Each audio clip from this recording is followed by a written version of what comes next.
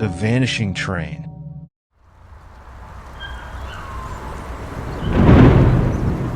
The story of the Vanishing Train was a campfire legend in our town, whispered by the elderly and scoffed at by the young.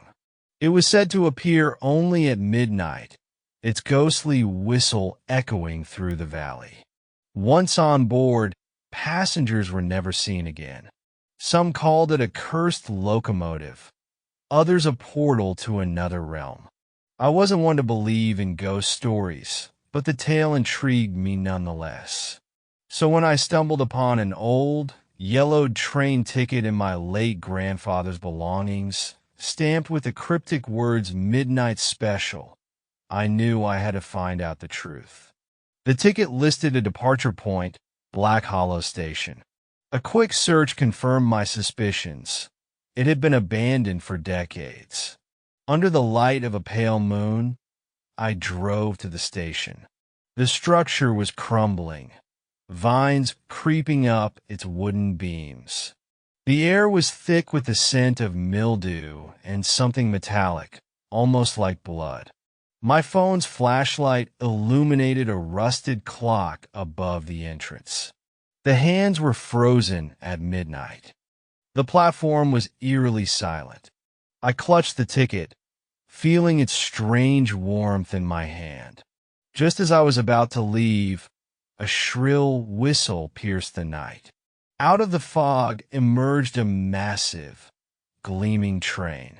Its steel exterior shimmered unnaturally, as if caught between reality and a dream.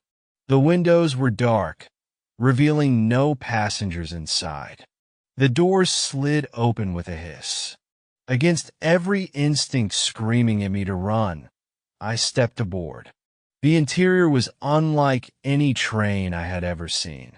Polished wood panels, velvet seats, and flickering gas lamps gave it an antique charm. But the air was cold, too cold.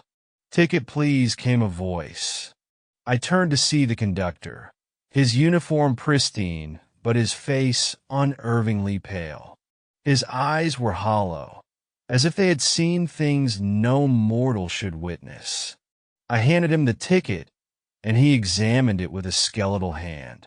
"Welcome aboard," he said, a grin splitting his face unnaturally wide.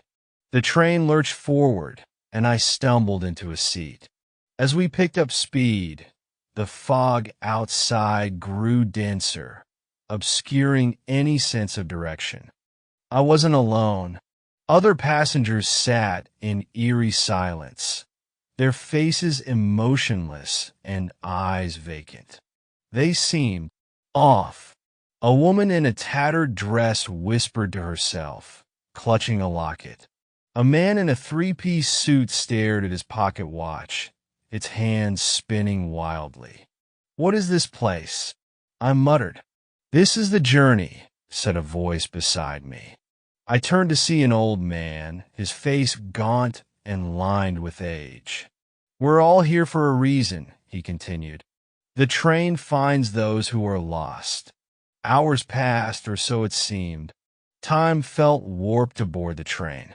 The windows revealed nothing but swirling fog, punctuated occasionally by strange shadows darting past. I tried to ask the other passengers what they meant by lost, but they only stared blankly. It wasn't until the train screeched to a halt that the horror truly began. The doors opened to a barren landscape. The ground cracked and blackened as if scorched by fire. A man in a military uniform hesitated before stepping off the train. As soon as his foot touched the ground, he screamed. His body twisted unnaturally, and he was yanked into the shadows by an unseen force. The doors slammed shut, and the train moved again. The conductor walked past, unfazed.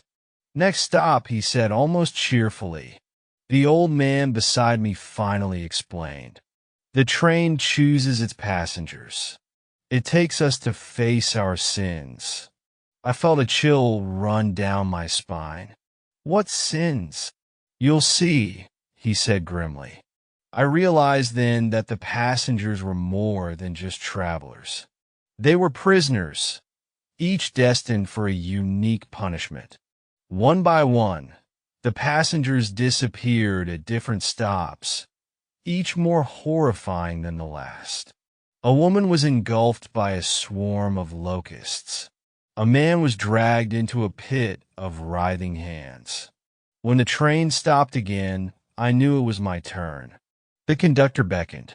"Into the line," he said. The doors opened to a familiar scene, my childhood home. But it wasn't the warm, inviting place I remembered. The walls bled, and the air was thick with the stench of decay. A figure stood in the doorway, my younger sister, Emily. She had died years ago in a car accident, an accident I had caused. "Why didn't you save me?" she whispered, her voice broken. Tears streamed down my face as I tried to explain, but the words caught in my throat. She stepped closer, her eyes hollow and accusing. "You let me die," she said. The house crumbled around us, and I was plunged into darkness. I found myself back on the train, but it was different now. The passengers were gone, and the train itself seemed alive, its walls pulsating like flesh. The conductor appeared one last time. "You belong to the train now," he said, his grin more menacing than ever. I screamed as the train merged with the fog, becoming one with the endless void. To this day, people claim to hear the whistle of the vanishing train echoing through the valley. Some say it's a warning, others an invitation. If you ever find a ticket-stamped midnight special, burn it. Because once you board the vanishing train, there's no getting off.